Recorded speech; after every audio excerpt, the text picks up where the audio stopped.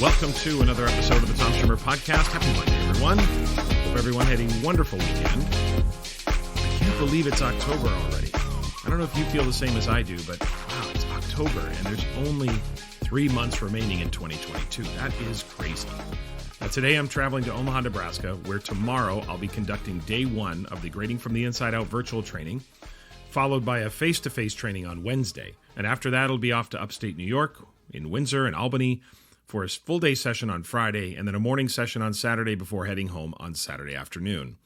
Now, a few reminders as we get going today, of course. I just mentioned the Grading from the Inside Out 2-day virtual training, October 4th, so day 1 will be tomorrow. Day 2 will be a week from tomorrow on October 11th. There's still time to register if you're interested, but if that doesn't work for you, the training will be face-to-face in Minneapolis, Minnesota, December 1st and 2nd. Also, a reminder, the Teach Better Conference is coming up this month, Akron, Ohio, October 14th and 15th. Use the code Schimmer22 for a discount on your registration. And the Michigan Assessment Consortium, that 3-hour webinar, it's open to folks outside of Michigan. So if you're interested in that 3-hour webinar focusing on standards-based learning, you can register for that. There's links in the show notes for all of those events, so you can follow those and join those if you so choose. Okay, thanks for tuning in again this week. Big welcome to any new listeners joining in for the first time. Appreciate you joining in. And a big thank you to longtime listeners. Of course, I appreciate all of you. This week, my guest is Dr. John Hattie. John is, of course, known for his visible learning research, so we dig into that. Now, listeners, this will be part 1 of 2, so John will be my guest next week as well. And in Assessment Corner this week, I'm going to revisit the topic of student accountability and talk about why it's time to push back against those who push back and how you might be able to approach that. So, that's today's plan. Let's get to it.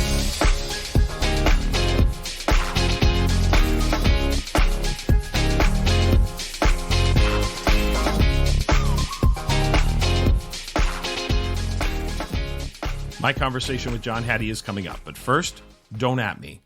But I want to open this week with a few thoughts about this trend, or this so-called trend called quiet quitting. Now, why did I say so-called? Well, it's because not everyone agrees that this is actually a thing. In a September 16th article for The Atlantic, Derek Thompson argues, quote, what people are now calling quiet quitting was in previous decades simply known as having a job, end quote. The headline for the article, quiet quitting is a fake trend. Now, I'm not going to go over the entire article here, but there are a couple of points that he makes in the article that I think are important. He says quiet quitters are allegedly an epidemic that is allegedly changing the workplace and allegedly making bosses very mad. He states that he uses the word allegedly because, according to Thompson, statistically speaking, quiet quitting is not actually a thing, or at least it's not a new thing. Here's a few more nuggets from the article. Thompson writes, every year, Gallup asks thousands of American workers about their commitment to their job. From 2010 to 2020, engagement slowly increased. In 2022, it declined. Engagement at work declined so slightly that it's still higher than it was in any year from 2000 to 2014. Let me read that again. In 2022, engagement at work declined so slightly that it's still higher than it was in any year from 2000 to 2014. He also goes on to say, as a workplace phenomenon, workers' mild disengagement is about as novel as cubicles, lunch breaks, and bleary-eyed colleagues stopping by your workstation to mutter, Mondays, am I right? Again, he says what the kids are now calling quiet quitting was in previous and simpler times simply known as having a job. So there is no universal agreement on whether it's a thing or not. But let's just say, for the sake of this open, let's just assume it is a thing, because many assert that it is a thing. Quiet quitting, according to Jim Harder's Gallup article from September 6th, is the idea spreading virally on social media that millions of people are not going above and beyond at work, and they're just meeting the job description. And the suspicion, according to some industry experts, is that this could get worse. Now, this is a problem because, as Harder writes, this is a problem because most jobs today require some level of extra effort to collaborate with your workers, coworkers, and meet customer needs. So if it is a trend, if it is real, well, honestly, I don't get it. But you might be a little bit surprised at what I don't get or the angle I'm about to take on this. So before you at me, remember that I told you not to, but some of you might. Before you at me, I'm not at all for anyone being taken advantage of at work. When a supervisor or a boss, a principal, superintendent expects you to go above and beyond your job description, then they are taking advantage of you unless there's compensation involved. This is especially true for hourly employees at any job, where you're paid for the process of working, right? When you're a salaried employee, you're paid for the outcome, not the process of working. You're paid to get the job done. So when I hear educators say, why should I have to give up my weekends and work? I have a life, I have a family, I have things to do. I agree with you. You do. You're not required to work on weekends. You're just required to do your job. The outcome. I know when I was a classroom teacher, if I'd have stayed at work every night until, say, 5 o'clock, or if I treated my job as an 8 to 5 or a 7 to 4, because I know some people like to get to work really early, so maybe you treat it as whatever. But if I had done that, like an 8 to 5 or a 7 to 4 kind of job, I don't actually think I would have taken a lot home with me or worked a lot on weekends. I probably would have worked a little bit, but I don't think I would have taken as much home. Now, I didn't treat my job like that because I coached. And so when I was coaching after school, I had to make up the time somehow, right? And I know everyone's job is different, so I'm probably overgeneralizing here, but I feel like I made choices that caused me to work evenings and weekends. Again, I know not every school is the same, not every job's the same, so I get it. There are exceptions for sure, but I think in most cases you can say that if you treated your job as an 8 to 5 or a 7 to 4 or something like that, then I think you probably wouldn't have to take very much home. So I'm not for anybody being taken advantage of at work. But my question or my wondering is actually for the younger generation. Why in the world would you choose to go down this path of quiet quitting? It's such a short-sighted way to cut off potential opportunities for promotion and growth. So if this really is a trend, and I were of the younger generation, I would be doing the exact opposite. I would be going the extra mile. I would be putting in the extra effort. I would be meeting the customer's needs. And in this case, students and families, I would be going above and beyond. Again, I am not for any boss asking employees to go above and beyond their job description without compensation. Money, time, access to something, there has to be some compensation for that. But if you want to advance, get promoted, or have opportunities come your way, you need to stand out. Going the extra mile is how you're going to stand out. Now, some people will push back on what I just said there and say, shouldn't being good at my current job be enough to get my promotion? I mean, sure, I guess so. If you were the only applicant, then maybe. But other than the odd occasion, you're competing with others to get the job, and you have to find a way to separate yourself from them. Somebody asks you, why do you think we should hire you for the job? Well, you should hire me because I did my job. Nothing more, nothing less. I clocked in, I clocked out, I moved on. Yeah, that'll work. When you get promoted, think about it this way. When you get promoted, your employer is taking a chance on you. Now, if you've done the job elsewhere, so if you have been a department chair somewhere or you were an assistant principal or something like that, then it isn't really a promotion. I mean, it could be if it's a bigger school or something like that, but do you know what I mean? It's not really a promotion. A real promotion is when you step out of one role and you step up into another role. You got to look yourself in the mirror and ask yourself, why would somebody hire me instead of someone else? They are literally taking a chance on you. They've seen you do your current job, but they have no evidence that you would be any good at this new one. They have to take all of the evidence they have from the interview questions that you answer, all the evidence they have of you in your current job, and they need to take a chance and sort of guess that you're going to be effective at this new job. They're taking a chance. They do not have to give you the promotion. They don't have to hire you. You have to stand out. You have to make a name for yourself. And for me, you do that by going the extra mile. Now, listen, again, please don't get caught up in this hyperbolic vortex. I'm not saying you should work yourself into exhaustion where your physical and mental health is significantly suffering. I'm not saying you shouldn't have fun and enjoy your life. I'm not saying you should have a singular focus that you end up ignoring the important people in your life, like your family and significant others and all of that. And I'm not saying you should be voluntold to go above and beyond. But honestly, if I were in my 20s and 30s right now, I'd be all, hey man, you want to quiet quit? Be my guest. Because you know what I'm going to do? I'm going to work my ass off and lay a foundation for the rest of my life.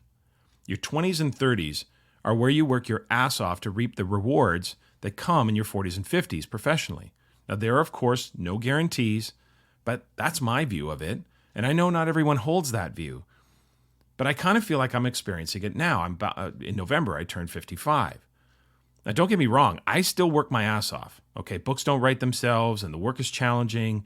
A lot of travel, all the stuff I do. I'm not complaining about it, but I work my ass off. But all of the work I'm doing now is not the result of me suddenly deciding to do what I'm doing. My now is the result of choices I made almost 20 years ago when I immersed myself, for example, in this assessment work and began to develop some level of expertise. And look, I'm not saying I'm the most successful person out there. Don't get me wrong. This is not some sort of backhanded flex like, look at me and I'm so successful. I'm just telling you how I approached my career. I'm not trying to say that, because there's a lot of people out there way more successful than I am. All I'm saying is that our professional journeys often have a delayed reaction, a delayed effect. Investing now will pay off, maybe not immediately, but down the road, you'll position yourself in the most favorable light. If quiet quitting is a thing, and if it's your thing, then you know what? Go for it. To each his own. Have at it. I just know if I was in my 20s and 30s right now, I wouldn't do it. And I'd be actually secretly be thrilled that more of my contemporaries were doing the bare minimum at work, because all that would mean is better odds for me to fulfill my professional goals in the future. You want to clear the way for me? You want to quiet quit? Be my guest.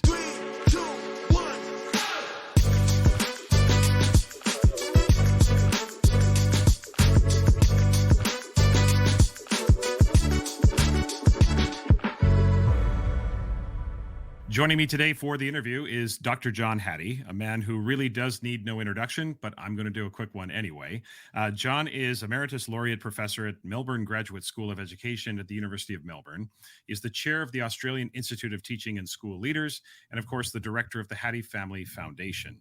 His visible learning research is based on 250 million students, and he continues to update that research every year. He has published and presented over 1,000 papers and supervised 200 thesis students and 60 books, including 24 on visible learning alone. So, John, I can't thank you enough for being here and joining me today on the podcast.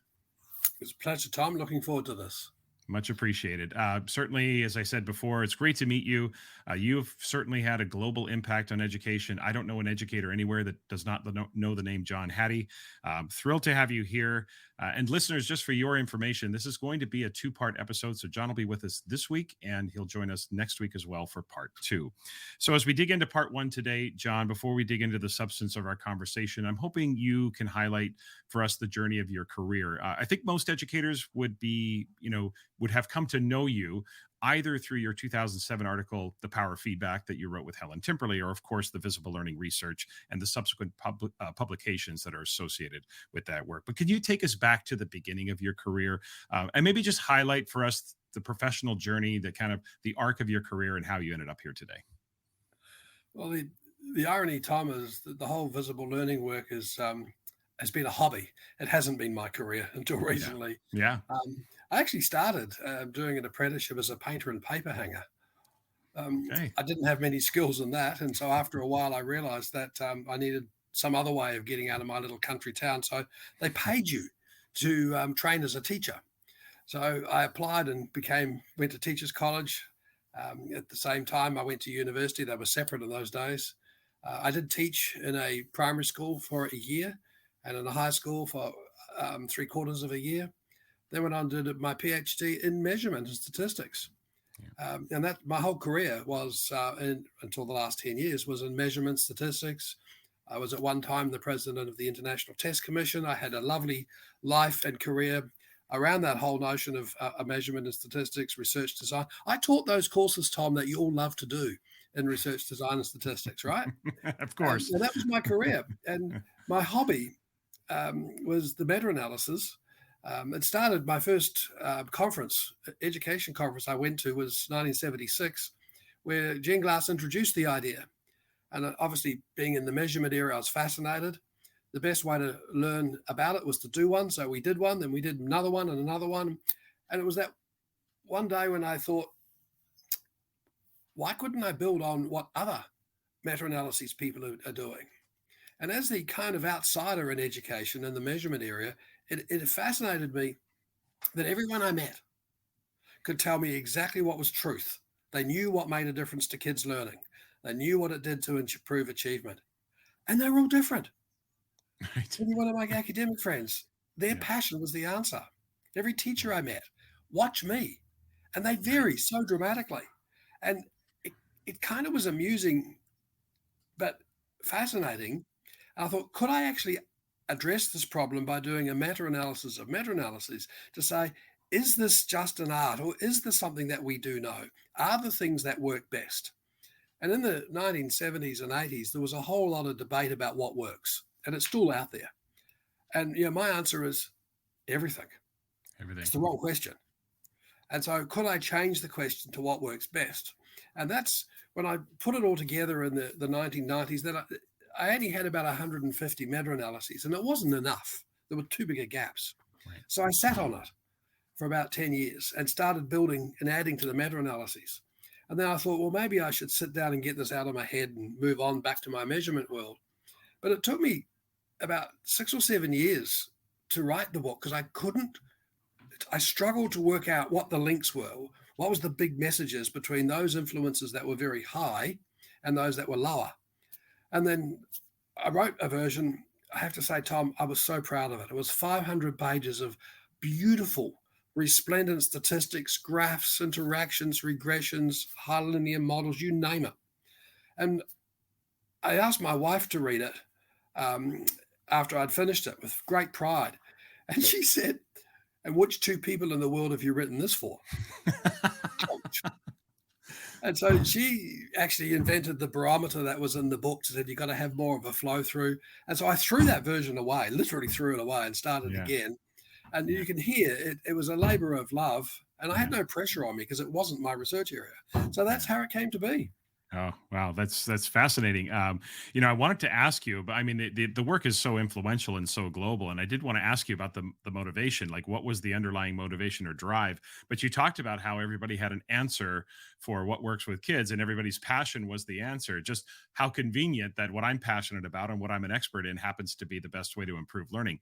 But so I want to go in a different direction with this question. I want to ask you, as you were, as the idea, the longevity of the idea, and you began to put it together sort of post 90s, as you began to put it together, did you have a suspicion that this was going to be as impactful as it has become? Like, did you look at it and say, you had a moment where you thought, oh, this is huge? Or did that kind of grow organically? Did it kind of sort of just one layer after another kind of reveal itself? Or was there kind of a moment where you thought, I'm on to something here? Tom, it was my 10th book. What happened to the other 9? Yeah, good question. And in academia, as the publishers tell me, if your book sells 200 to 300, you recoup the cost for the publisher and you make them a profit. And so I won't tell you, like one of the very first books I wrote, I was very proud of the fact that it was available for 20 years after it was published, until I found out the publisher had printed 200 copies and couldn't sell them. And so I thought this book would be another one that I was getting it out of my system and saying, let's take all this work I've been doing and put it into a book, get it out so I could move on, because I had plans for other books in the measurement area.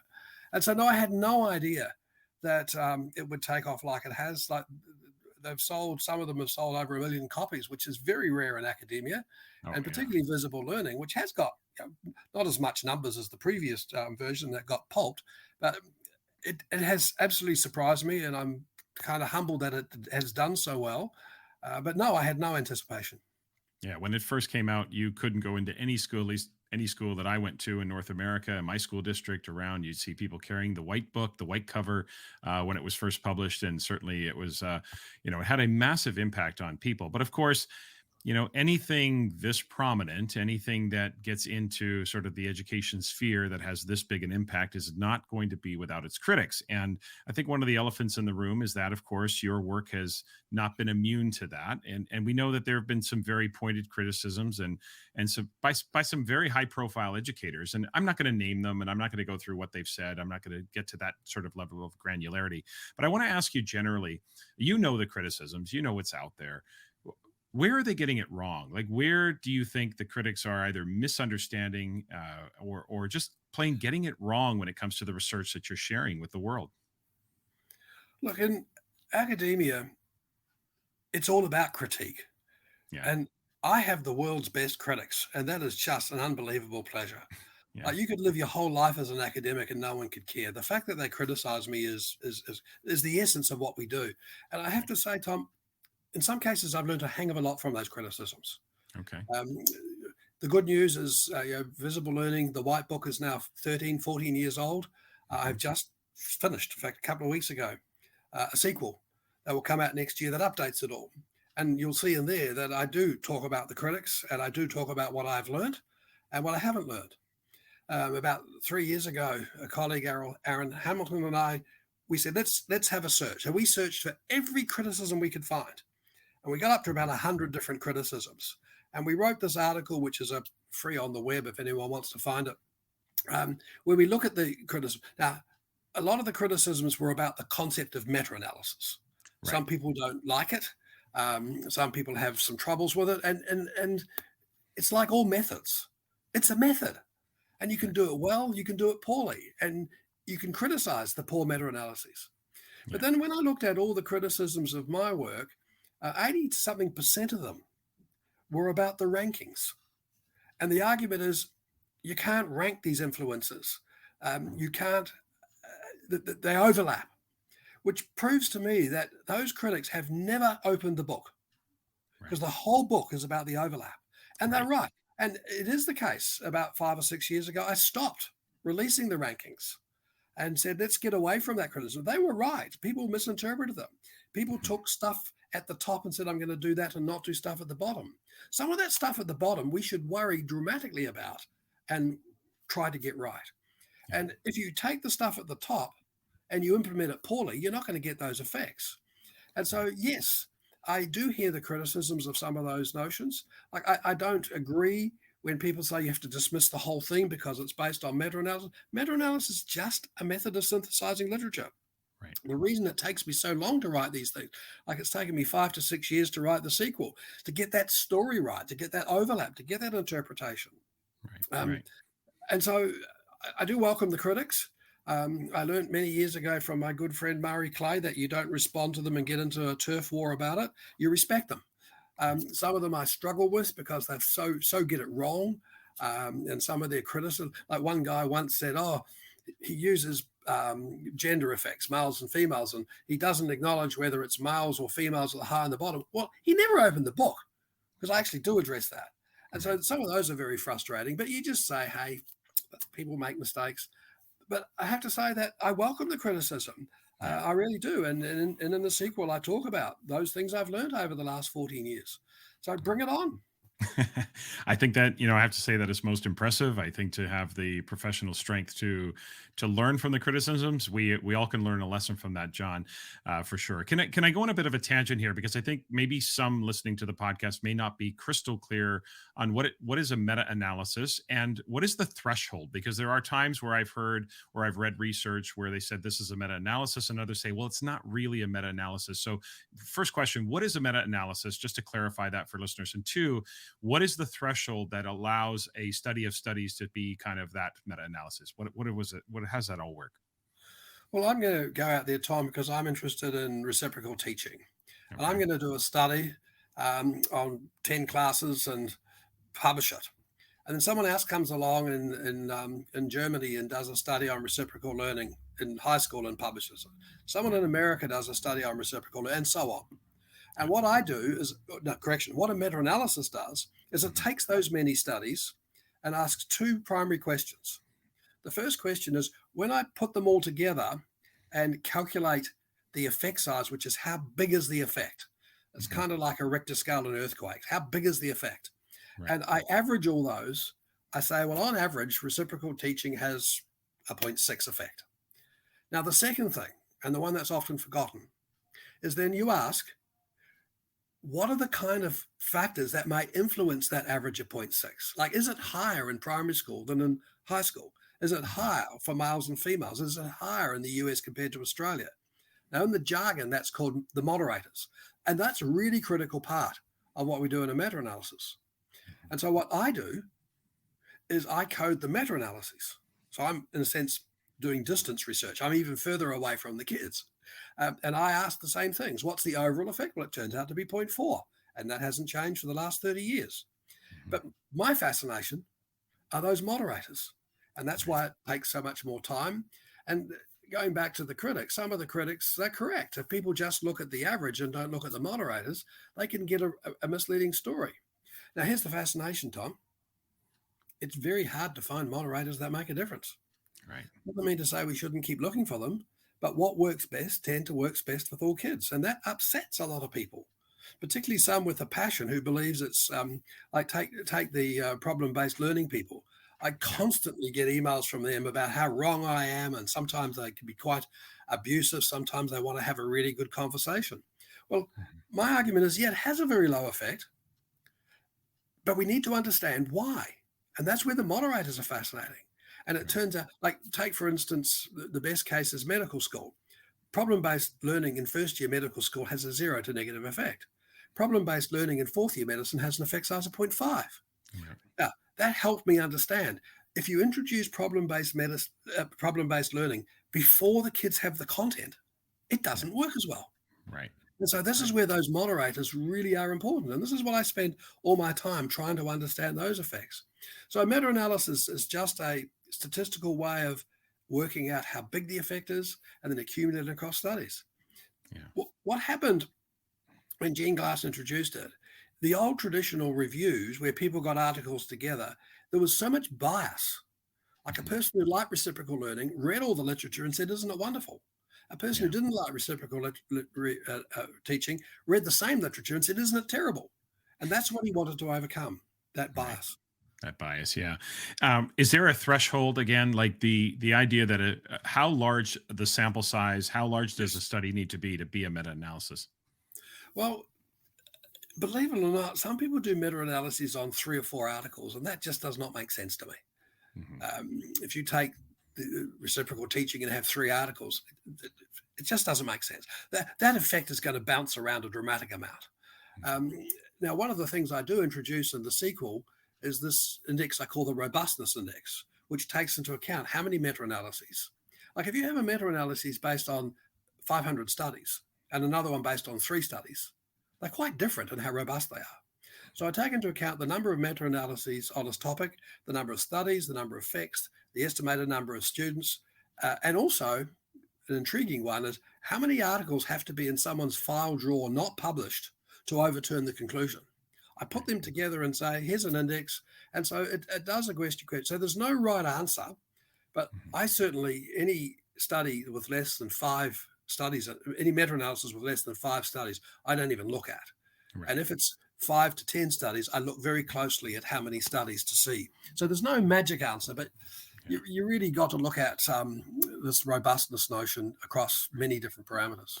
Yeah, I guess it's a question, just the question you have to answer is it an adequate sampling to give me a reasonable level of precision as we go through that? Correct. All right, I'm going to put you on the spot here a little bit, John, and ask you to think about this. How would John Hattie, the researcher, critique, not criticize, but how would John Hattie, the researcher, critique John Hattie's research? As you look back, is there anything you look at if you were to get into the minutia, anything like that? How might John Hattie, the researcher, critique John Hattie's research? Well, one of the things he didn't do very well in the early days is he didn't point out that effect sizes are probability statements. People took them as gospel, that if you do this, you'll get this effect size. They are probability. If you do this, you have the probability you'll get a higher or lower effect size, which means you have to then focus very much on your implementation. And one of the things I did get wrong, and I'm still learning about, particularly as we are applying our model in many, many thousands of schools around the world, is that quality of implementation, that fidelity of implementation. And Tom, I find it fascinating when I ask principals, what's your model of implementation? I get answers like hope. I monitor. Now, if you were in a couple of years ago, we researched the literature for implementation models in business and computing and in medicine. And in those areas, people say, oh, I use Prince2, or I use getting to outcomes, or I use this model. We don't have that kind of language. And so I underestimated the importance of implementation. And we've spent a lot of time in our research on that. Also, the other criticisms, the white book is kind of stood in some cases by itself. As you said in the introduction, I've killed so many trees, written 28 books. I've written so many things. I present all over the place. And I keep thinking, but I didn't stop in 2009. I have advanced how I think. I have modified at times. And so one of the things is what I try and do in the sequel, to say, hey, some of the questions still need to be resolved. Like, I am fascinated with some of the low effect sizes. Like, take teacher subject matter knowledge. I've spent a lot of my research time and writing trying to understand why that effect is so low. I've written quite an extensive review article on class size to try and understand why it was so low. Because my fascination is explaining the low. Because if you don't explain why it's low, you don't solve the problem. I have never advocated that subject matter knowledge is unimportant. I've never advocated homework is unimportant. I've never advocated small class sizes unimportant. I said the effects of so far, they've been low. And so a lot of my work is looking at that. So probably the critic is, I've dispersed some of my writings all over the place. Yeah. It's tough to bring it all back into one, given the effect that the white book had. But I've tried to do that in the sequel. We'll see how that goes. So that would be my major criticism, is that the effects, and that's why I switched the language to know thy impact. Yeah. I want you, Tom, to know your impact, not to say I have done something from the Hattie book, therefore. Some of the stuff that's high is hard. Collective efficacy, it's hard work. We haven't got it right yet. And I worry we won't get it right, and we'll lose the opportunity to get it right as we misuse those kind of terms. Right. You made me curious with the teacher subject expertise, or their competence within their discipline. Is one of the moderators for that maybe elementary versus secondary education? Is there a difference between secondary expertise and not elementary? No, there isn't. No, not at all. Like we did about 4 or 5 studies which failed miserably to explain why it was so low. And to one of my PhD students, Kelly Picker, she actually looked at the subject matter knowledge with teaching reading to 5-year-olds. Yeah. And sadly, it came out the same. That doesn't really matter. But what she did, which kind of unlocks why, is because there's an interaction between your subject matter knowledge and how you teach. Like if you teach where you're 1 page ahead of the kids, where it's worksheets, where 90% of what you focus on is content level, then subject matter knowledge doesn't matter. But if you teach where kids ask problems, where you deal with errors, where you look at misunderstandings and you do corrections, etc., then deep subject matter knowledge matters dramatically. Right. And this is why, as I've argued in my political job here in Australia, taking teachers out of schools and giving them more maths and science doesn't change things one iota if they go back and teach in a way that is the typical grammar of schooling. So does subject matter knowledge matter? Yes, if you teach in a particular way. Does it matter if you teach in the old grammar of schooling? No. Won't make much of a difference at all. I wanted to ask you, I think you've touched upon this. I wanted to ask you what some of the biggest misunderstandings or misuses of the visible learning research that you see K-12 educators making. I think you touched upon the implementation side, but are there others, misunderstandings or misuses? And the misunderstandings, I want to go in both directions with that. I want to first ask you, are there aspects of the research that K-12 educators are underselling?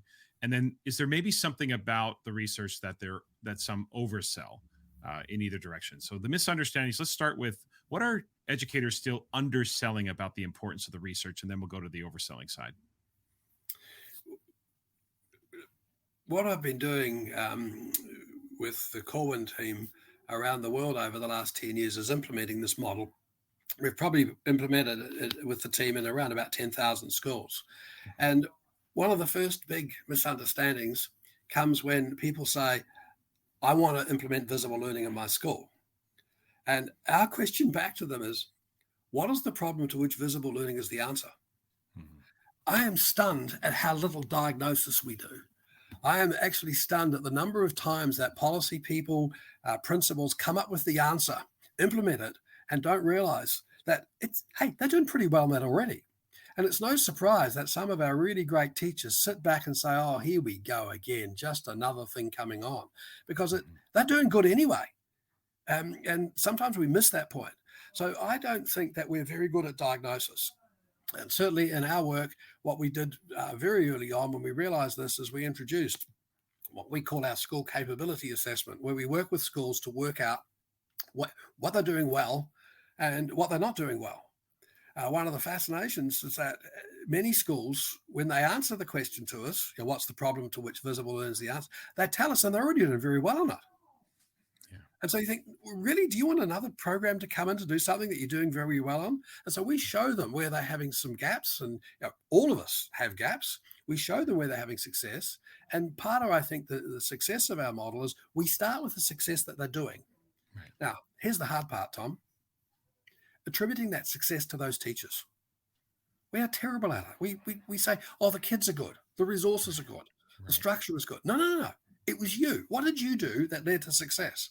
Because we know that if we don't get that attribution to those teachers for their success, when we look at the next part where they're not doing well, they'll blame the kids, and that's not good enough.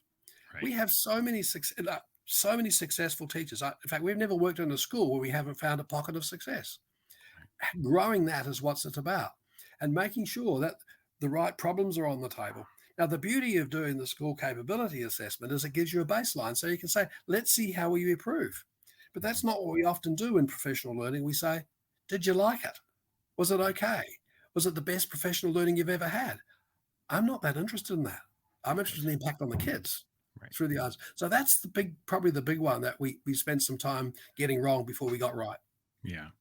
And certainly that diagnosis of what is the actual problem and coming to agreement about if everybody in the context, in the school, in the district agrees on what issue or topics or things need to be addressed. Once we get agreement on that, then we can target the intervention or target the strategies that we want to implement more succinctly. More time on diagnosis, please. Yeah, absolutely. Anything that educators are kind of overselling about, are they looking at it as if we just do visible learning in any way, shape, or form? What would be kind of an oversell or an overreaction or something where educators are overselling an aspect that you look at and say, like, why are you spending so much time on that or emphasizing that or anything like that come to mind?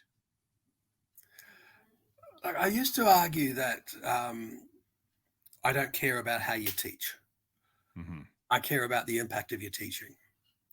But one of the things I'm certainly highlighting in the sequel is that we've got to get more alignment between how we teach, how we do feedback, how we go about doing assessments and activities with the actual cognitive complexity of what we're asking of kids. Mm-hmm. And so sometimes visible learning is introduced to reify what we're doing previously, which in some cases is okay. Mm-hmm. But in some cases, it's just another language that people pick up and then use and then dismiss. Like every teacher I've ever met, and I bet that you've ever met, has an incredibly strong theory about teaching.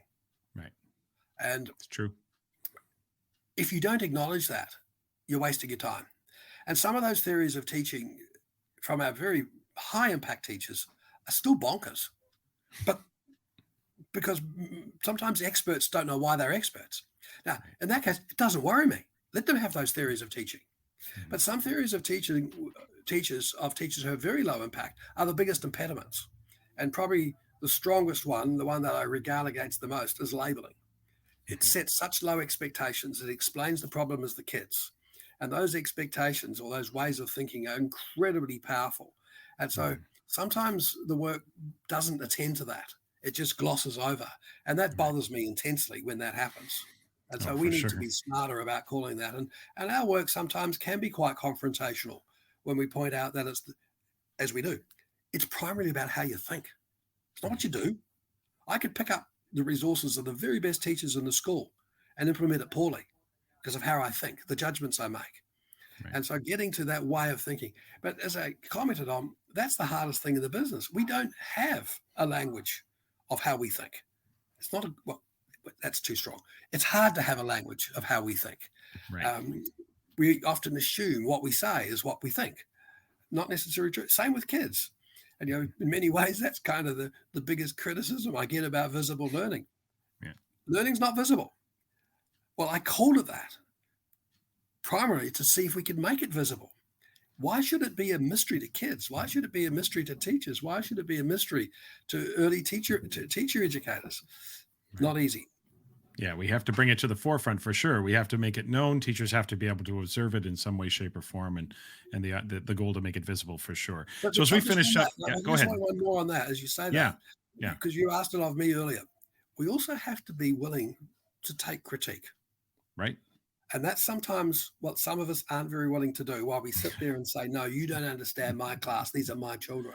Right. And I think critique is the essence, and there's a skill in giving critique, but there is an openness we need to have.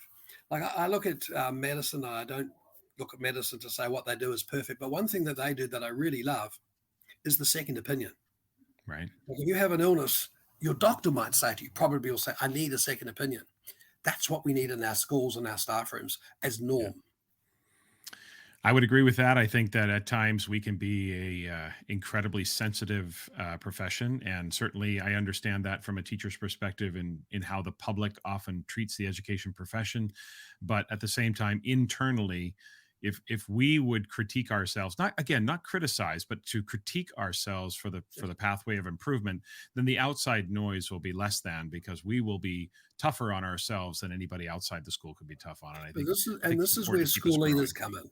Right. School leaders, and the shift in visible learning is saying, school leaders, achievement and raising achievement, improving progress is really critical. But your fundamental role is climate and culture.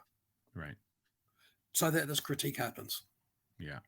We have to create that kind of environment where it's safe, but it's open to the idea that I can always keep growing as an educator. That's for sure. So as I said, we finish up part one here, John. I just want to ask you one more question before we get to the final question, which is any regrets in terms of when you look back? They could be small, medium, large. Any regrets when you look at the way the research unfolded? If you could go back, any thoughts along the lines of, boy, I wish I would have. You've touched upon a few of these things, but just when it comes to the way you conducted the research or presented the research or anything like that, any sort of small, medium, or large regrets as you think about the work that you presented to the world? At my funeral, Edith Piaf is going to sing No Regrets. Yeah. No, not really. The fact that people attend to it when they could have ignored it overcomes all those regrets. There's some things I should have done better. Yeah, I should. In the Visible Learning book, I made a comment about the quality of studies and said I'm not going to deal with it, and people misinterpreted that as saying I didn't care about it. Yeah. I probably should have got that right. I didn't talk anything in the first book about the purpose of schooling, and people criticized me on that, the sociological side of it. Yeah, I should have got that more right. One of the things that I find fascinating, and I think the biggest change in the next 10 years, is the opening up classrooms. We are very, very close, Tom, to breaking through to do automatic analysis of classroom observation. It's got massive ethical and negative implications. It's got massive positive implications.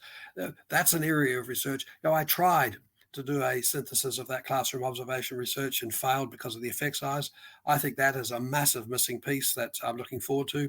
We've spent a lot of time over the last 10 years doing our own work, creating our own artificial intelligence app that does that. We succeeded. Ironically, it's now 5 years old, so therefore it's old.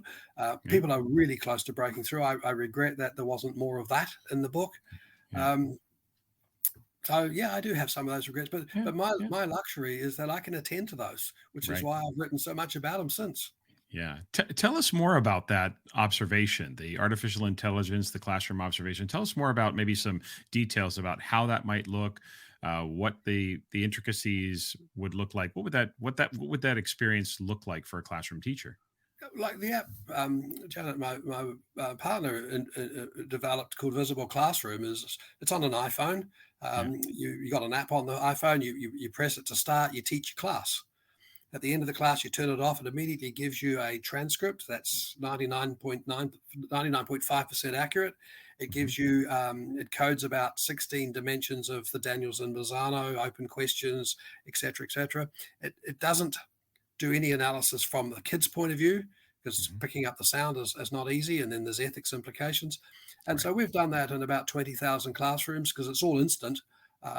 Others are now picked up on that, and they're doing a lot more artificial intelligence, and we've looked at that in quite depth to code not only how many questions. Like, we know, Tom, that across those 20,000 classes, 90% of the time the teacher's talking. Right. You ask between 150 to 300 questions a day, which require less than 3-word answers. 95% of the feedback you give is about the content and the facts.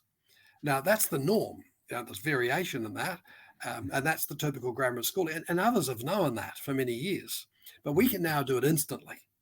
Now, can you imagine if we can build on that? You could come up with some really fascinating questions. And one of my colleagues has been doing another app where he's got the kids involved. Now, it's got big problems. He's actually doing it in a country which you can guess, in China, where the big problem he's got is the parents want access to find out whether their kids got appropriate attention from the teacher that day. So it's got some interesting sidelines that we hadn't predicted. That's right. And so, that is going to be an issue. But the notion of, some states that we have worked in won't allow us to use it because the union has insisted that we'll have evidence of incompetence.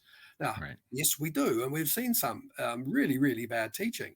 But our whole aim has been, how do you improve it? Right. So, it's got some ups and downs, but I think that's going to be the big breakthrough. And we do need to understand better about how this is implemented in the classroom. The teacher needs to understand. And it's like one of the studies we did was we asked the question, how many kids on any day in your class does no one initiate a conversation with? No teacher, no kid. And it turns out it's 1 in 5. Wow. Now, when we ask the teachers which of those kids, they don't get it right at all. But here's the good news. When we show them those 20% of kids, the very next day, they initiate a conversation. Right. Their heart's in the right place. And so how can we use that kind of modeling in classroom to help improve the experience of the learning for the students? I think it's very exciting, but I'm very cautious because it's got some downsides. Yeah, certainly the language of revealing incompetence tells you that that's a low trust environment. There's not strong relationships because it could be revealing, supports or revealing pathway to improvement or professional growth. But I remember the teachers quite vividly that came out, they were pretty bad, and I'm talking pretty bad. Yeah. And because of what we were doing at the time, we talked to the school leader, and they worked dramatically, powerfully with those teachers and made dramatic differences in the short term. Like, improving really bad is a lot easier than improving people who are pretty good. Right. And so pointing it out to the principal and saying, we have a serious problem. Here's the evidence. Now, they knew, but they hid it. But when you put it on the table and you saw the effects of having on the kids, they stood up. They made a dramatic difference. So, it can be a positive. Now, hardly any that were in this category, but those few really do need addressing and improving. Right. And that's because ultimately it's about improving their professional competence, because that's going to impact the students that we know. Okay. So let's finish up part 1 here, John, with one of the questions I ask everyone who comes on the podcast. And you can take this in any direction you want to. It doesn't have to be about your research. It can take you just generally in terms of education itself. But the question is this, quite simply: educationally speaking, what keeps you up at night?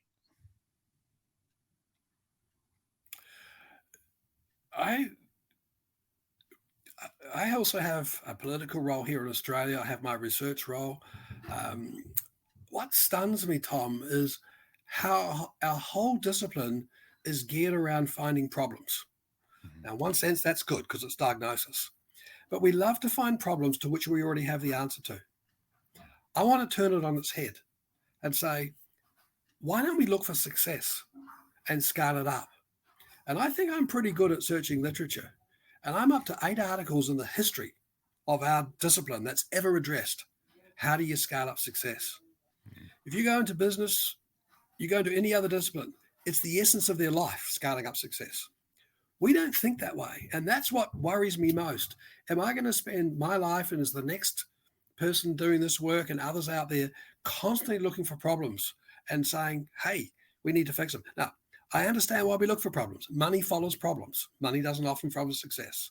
If you can pick up and say things are working bad, you're more likely to get resources. And I think that's what drives us. But it just bothers me. And it gives us, and you hinted at it earlier, it gives us this impression that schools are terrible, that teaching is terrible, because all we talk about is that problem.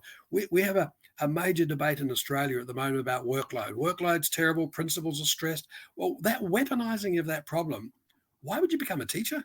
Why would you become a principal? Why don't we point out that Australian teachers, yes, they're stressed.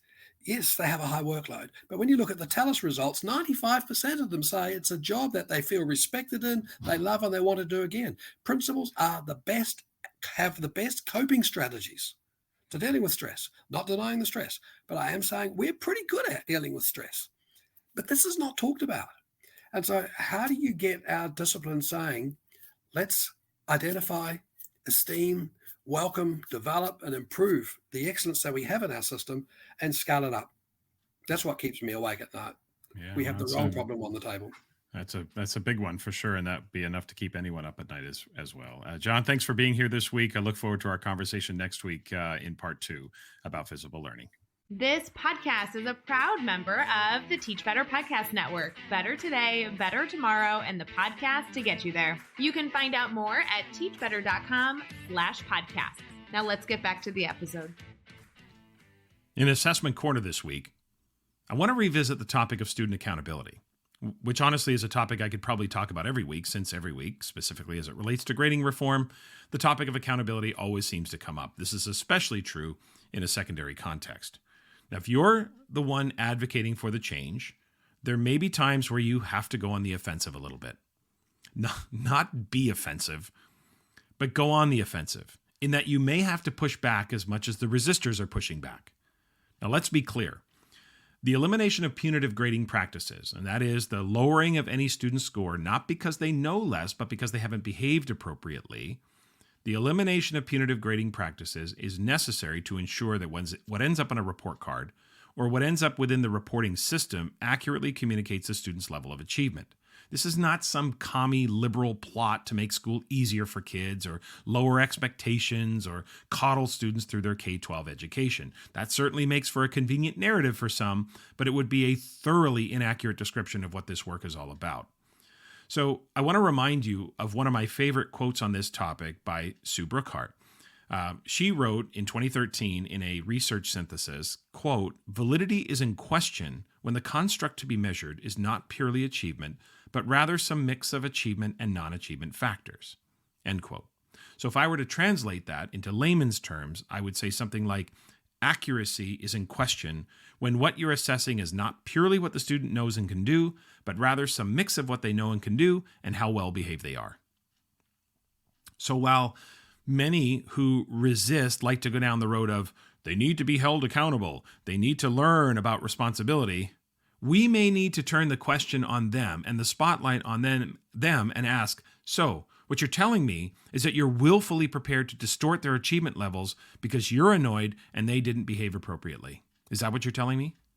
I mean, consider this scenario. And I'm only using percentage scores in this scenario to illustrate the point, okay? Student presents to you a demonstration of learning that is of an acceptable quality. So let's just say it's a 75. Again, I'm not sponsoring percentages here. I'm just using them for effect. So the quality is acceptable. You've judged the quality of the assignment, the work, etc. You say it's of an acceptable quality, but you have a policy of taking 10% off per day that the assignment is late. And the student submitted that demonstration to you 3 days late, so minus 30%. So you mean to tell me that you will examine the evidence and determine that it is of an acceptable quality, but you'll willfully enter a score in your gradebook that says it's not?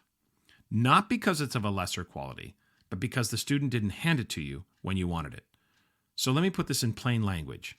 You're telling me you know the student's demonstration meets the standard or the target to a certain degree, but you're going to enter a score that communicates that it does not. You are knowingly and intentionally going to miscommunicate the student's level of learning. What possible justification could there be for misrepresenting the student's level of achievement? I'll answer for you. There isn't one. Now, I know there are times when those proposing a change need to make the case for the change and articulate the why. Why is this change better? Why is it an enhancement? Why is this the way we need to go? Now, that is most certainly true when what is currently being done, the current practices, are research supported, and what you're saying is essentially, I know the research says that, but the research also says this. So if we go in this direction, I think it's going to be an enhancement for our students, and you've got to make the case for why that's important. But when the research is not there, as is the case with punitive grading, in that there is no research that supports the generalized assertion that either penalties or zeros act as a universal motivator, when that research is not there, then I'm sorry, you don't get a free pass because your practice is simply what you've always done. I love it when people say that to me. Hey, Tom, can you show me the research on standards-based grading? I'm like, where is the research on what you're doing? You've had over 100 years of head start on traditional grading. Hey, how about one study that proves the assertions that you're trying to make? Really? We're just going to use grades and scores to coerce behavioral compliance? You're just going to manipulate students to follow directions by threatening their scores? Is that all you got? You can't create a more engaging project that they might want to invest in? You can just assign whatever the hell you want and just use your positional authority to make them do it or dock them if they don't? Cool. Super inspiring. Super creative. How's that sound? Well, that's, to me, what those who say, but Tom, deadlines matter, kind of sound like. It's like, but Tom, we have to address deadlines because deadlines matter. Oh, yeah. Wow. Thanks for the tip, bro. Deadlines? Never heard of them. Good thing you were here to give me that life lesson. You understand the adult world. I don't have any clue what I've been doing for the past 54 years. Can you just for a moment fathom how arrogant and how self-absorbed someone would have to be to think that they need to provide some revelation about the real world to another highly educated, high-functioning professional adult? And don't even get me started on the expression the real world. Longtime listeners, you've heard me rant about that many times before. Deadlines? Are those the things that, I don't know, I use to pay my mortgage every month? Is that what those are? Okay, I think you get my point. Now, if you're proposing a change to a research-supported practice or an approach, then you most definitely need to provide the why, and you should be required to thoroughly explain why your ideas are an enhancement to what already exists. But the arrogance of those with their whole "I'm not buying it" air, I'm not asking you for buy-in to sound assessment principles or principles of measurement. They are required if there's going to be any credibility to the claim that your grades are accurate. Now, listen, I've been a little hyperbolic for sure. Obviously, you're not going to be as obnoxious as I was just a few moments ago, right? In all of the assertions I was making. Well, I mean, maybe you will. I don't know. So you have to do these things with a level of finesse, and you have to maintain your relationships in your schools and all of that. I get that. But my point is that instead of just sitting there, taking it constantly on the chin, push back a little, and ask the resistors to defend the status quo. Ask them to tell you how a lower score for a behavioral misstep increases the accuracy and precision of our reporting on student achievement. Ask them to tell you what sound assessment practices has us assigning a score, in this case a 0, assigning a score to an assignment we have never laid eyes on. They'll say, quite predictably, well, if I don't have it, it's worth nothing.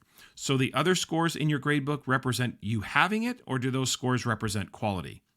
As my friend Leanne Young always says, and I love the way she phrases this, missing evidence is missing evidence.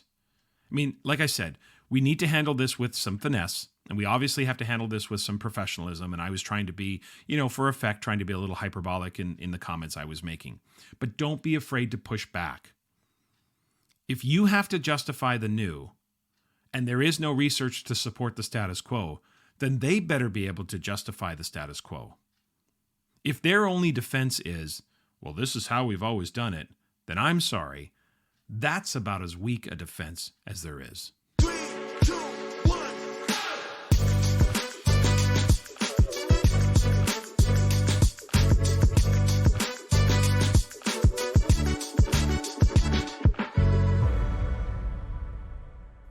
Okay, that's it for this week. Remember to follow the podcast on Twitter, Instagram, Facebook, YouTube, and TikTok.